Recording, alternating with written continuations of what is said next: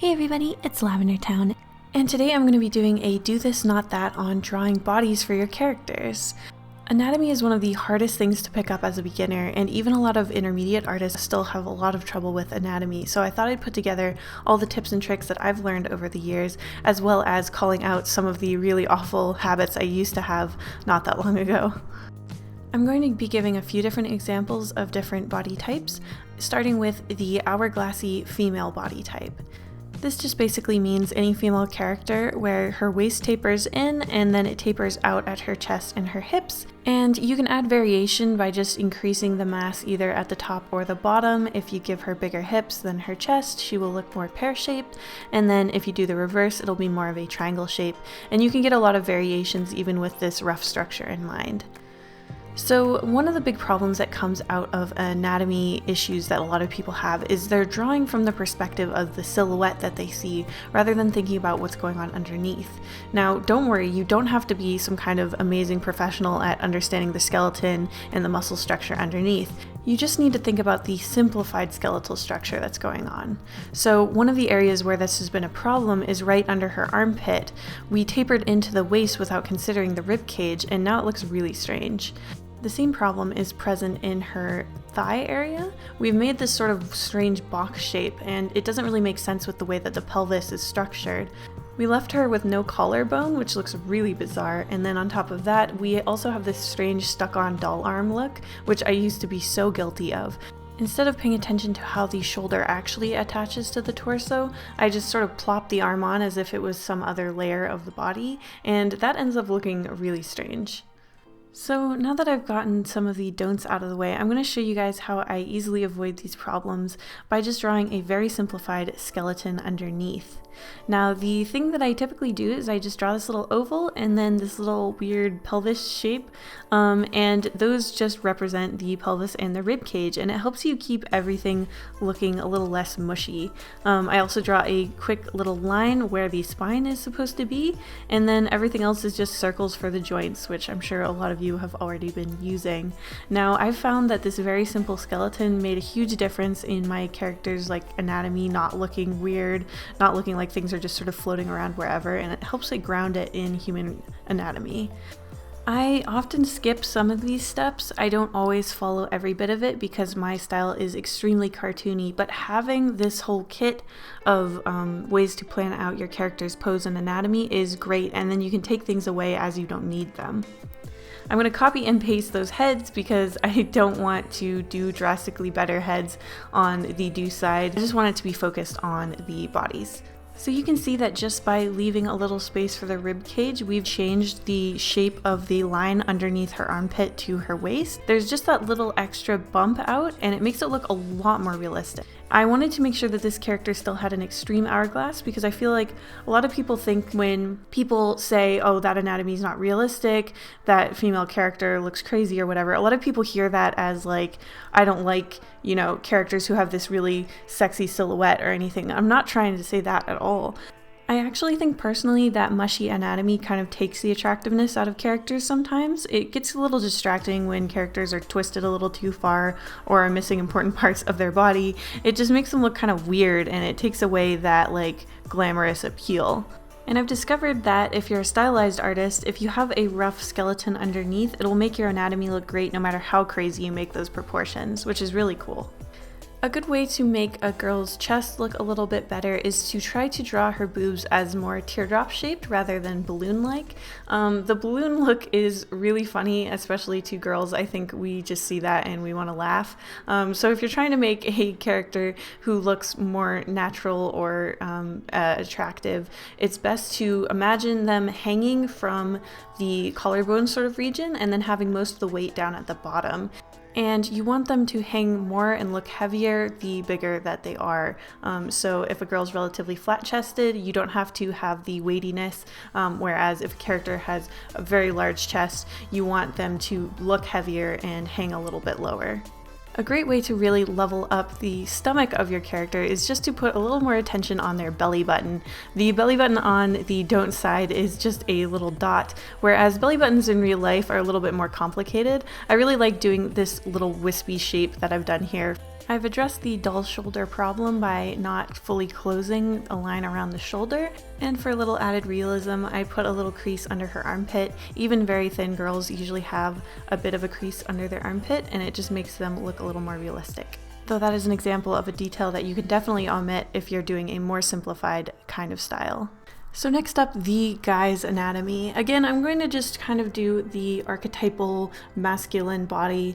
There's a lot of different variations you can do just by slightly changing the proportions between the rib and the pelvis, but it's the same general skeletal shape. Rather than with the girl, you're typically going to try to do a bigger rib cage if you want them to look more barrel-chested, and basically the manlier and more Gaston-like you want them to be, just make that chest bigger and the hips smaller. For younger or more soft kind of boy characters, you just want to reduce the rib cage and make it closer to the width of the pelvis. Though typically in boys you almost never see a pelvis that's significantly bigger than the ribs. I'm sure it can happen. So just experiment when you're creating your characters and do whatever seems right for their personality. So again, you're just drawing that very simple rib cage. The pelvis shape's a little different. It's more like what you picture briefs to be. It helps to imagine them that way. And then you want to make sure that the legs aren't getting too crazy. Otherwise, again, it can look a little bit weird. And I'm just kind of having him in this awkward pose so that you can see both of his arms and the general silhouette. Really athletic guys still have a tapered in waist a little bit. You're just not going to flare out on the hips as much.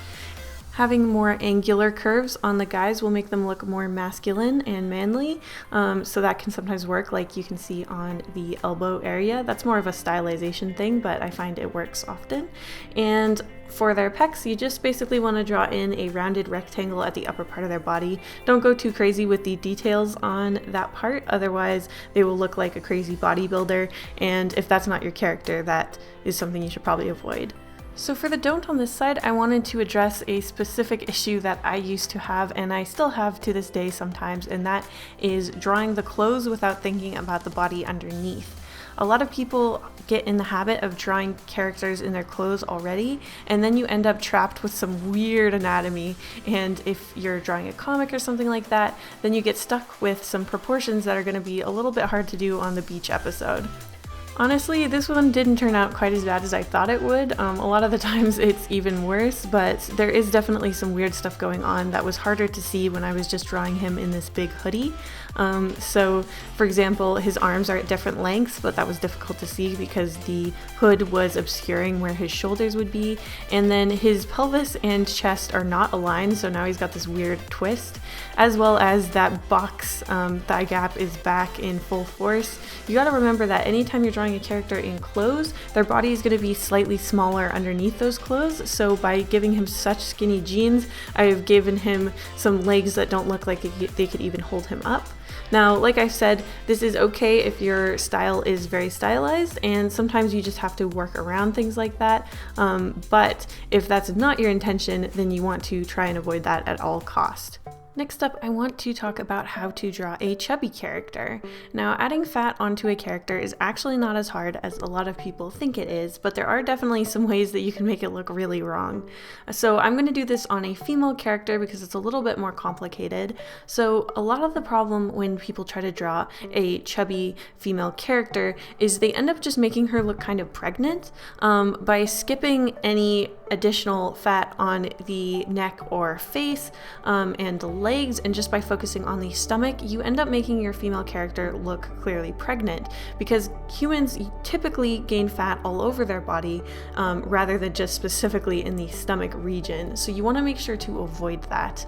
Also, when people add in a double chin or something like that, a lot of the times it looks just very slapdash and it doesn't make a lot of sense, and that can make your character look really, really weird. You don't want to do that to them. It will mess them up badly. So the first thing I try to do when I'm drawing a chubby character is think about their underlying skeletal structure. Again, there's no reason to skip that just because it's a slightly harder to see. It's still under there and it's still really important and will help you pose your characters correctly.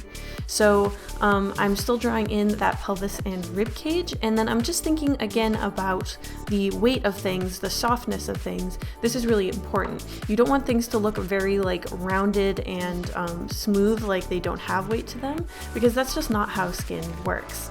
So with a female character, typically you want to add more onto their chest as well as in their stomach, and then also around their hips and thighs. That's a major area where women often gain weight. So you don't want to skip that, again, to avoid that pregnancy look. You also, if you're going to draw a double chin on your character, try to incorporate it into their neck, because that's all where that sort of part of the body, it's all attached. So you can't have the double chin and the neck be a separate concept. They're all related. You want to make sure that the cheeks are also chubby, because typically you see chubby cheeks on chubby girls, and it's also very cute, so I don't know why you would skip that part. You want to change the belly button as well. So it's really important that you change the belly button, because again, this contributes to the pregnancy look. Usually belly buttons flatten out a little bit the more body weight is on your stomach, so that will add a little bit more realism and believability to this character. I hope you guys enjoyed the tips and tricks and that they'll be helpful to you in your future drawings and creations. Let me know if you want me to do more body types. I was only able to barely scratch the surface with this video because there are so many different ways to draw human bodies. Thank you so much for watching till the end, and I will see you in the next video. Big thank you to my patrons, including Kalpompone, Dr. Casket, Elizabeth Album, Hope Chilsum, JJJ, Blep, Blah, Micah Dactyl, Okamore, Ollie, Poopuik, Rachel Singh, Rosie Warlock, Sergeant Pendulum, The Artsy Moose, Yo Boy ST, Zixith, and Zoe Stardust.